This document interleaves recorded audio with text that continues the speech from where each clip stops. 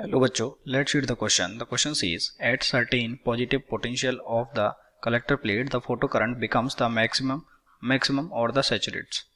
Saturation current correspond to the case when the half of the electron emitted by the emitter plate reaches the collector, more than half of the photoelectrons emitted by emitter plate reaches the collector, less than half of the photoelectrons emitted by emitter plate reaches the collector, and all of the photoelectrons emitted by emitter plate reaches the collector plate. Okay. तो सबसे पहले देखिए हमको इसमें समझना पड़ेगा कि जो ये सैचुरेशन करंट होती है वो क्या होती है। ओके, तो सबसे पहले हम इसका की कॉन्सेप्ट लिख लेते हैं। ओके, और इसका जो की कॉन्सेप्ट है that is saturation current.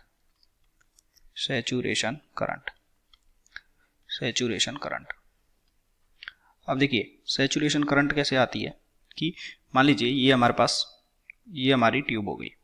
Okay, ये हमारे पास ट्यूब हो गई, इसमें एक कैथोड है एक एनोड है। कैथोड को हम क्या बोलते हैं, एमिटर प्लेट, और इसको एक्सेप्टर। ओके, ये कलेक्टर प्लेट। तो ये हो गया कैथोड, ये हो गया एनोड, ये हो गया कैथोड, ये हो गया एनोड।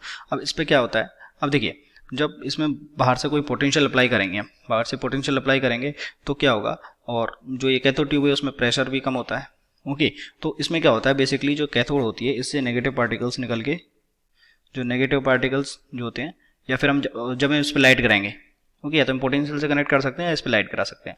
जब इस पर लाइट कराएंगे तो लाइट अगर मान लीजिए इसका जो ये मेटल का एच न्यू नॉट है वर्क फंक्शन, और इस पर एच न्यू फ्रीक्वेंसी का लाइट कराएंगे where H nu is greater than nu naught, तो क्या होगा, यहाँ से इलेक्ट्रॉन्स का इमिशन होगा, इलेक्ट्रॉन का इमिशन होगा। तो ये जो इलेक्ट्रॉन है ये निकल के, ये कौन सी है, ये इमिटर प्लेट हो गई, ये हो गई इमिटर प्लेट। तो इमिटर प्लेट से इलेक्ट्रॉन निकलेंगे, और इलेक्ट्रॉन क्योंकि एनोड पॉजिटिवली चार्ज है तो इसकी तरफ जाएंगे। ओके, और जो ये चार्ज मूव करता है इसी की वजह से क्या आती है, करंट आती है, और इसी करंट को हम क्या बोलते हैं, फोटो करंट।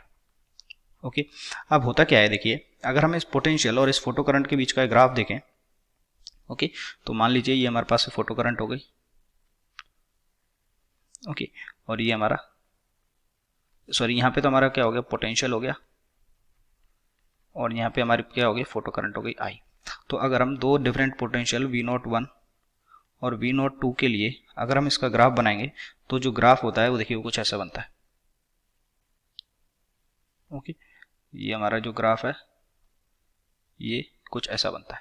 ओके, तो अब आप देखेंगे कि जैसे जैसे हमने इस डायरेक्शन में जो पोटेंशियल है उसको बढ़ाया तो करंट जो पहले I1 थी वो क्या बढ़ के होगी, क्या होगी, I2 हो गई। लेकिन आफ्टर सम टाइम कि इन दोनों का वैल्यू क्या हो गया, सेम हो गया, और इसी को क्या बोलते हैं, सैचुरेशन करंट। ओके, अब सैचुरेशन करंट ये हुआ क्यों, देखिए जब हमने पोटेंशियल बढ़ाया, पोटेंशियल बढ़ाएंगे तो यहाँ से क्या होगा, पोटेंशियल बढ़ाएंगे तो ज़्यादा इलेक्ट्रॉन निकलेंगे, और ज़्यादा इलेक्ट्रॉन निकलेंगे तो Q/T अगर करंट होती है, अगर इलेक्ट्रॉन ज़्यादा निकलेंगे Q बढ़ा तो I भी बढ़ेगा।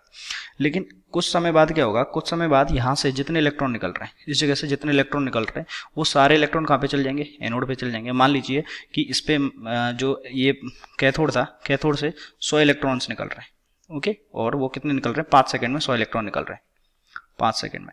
तो करंट कितनी हो जाएगा, H=Q/T। ओके, जस्ट हम एक रेंडम वैल्यू लिए तो ये कितना हो जाएगा, 100/5। तो ये कितना आ गया, मान लीजिए करंट का वैल्यू आ गया 20। ओके, अब सारे के सारे इलेक्ट्रॉन्स पे पहुंच रहे हैं, यानी कि 100 इलेक्ट्रॉन निकल रहे हैं हर 5 सेकंड में, और वो सारे हमारे किस तरफ पहुंच रहे हैं, हमारे जो एक्सेप्टर है एनोड उसकी तरफ पहुंच रहे हैं। तो करंट का वैल्यू हमेशा क्या रहेगा, फिक्स रहेगा। ओके, करंट का वैल्यू फिक्स रहेगा, और करंट की इसी फिक्स्ड वैल्यू को क्या बोलते हैं हम, सैचुरेशन करंट।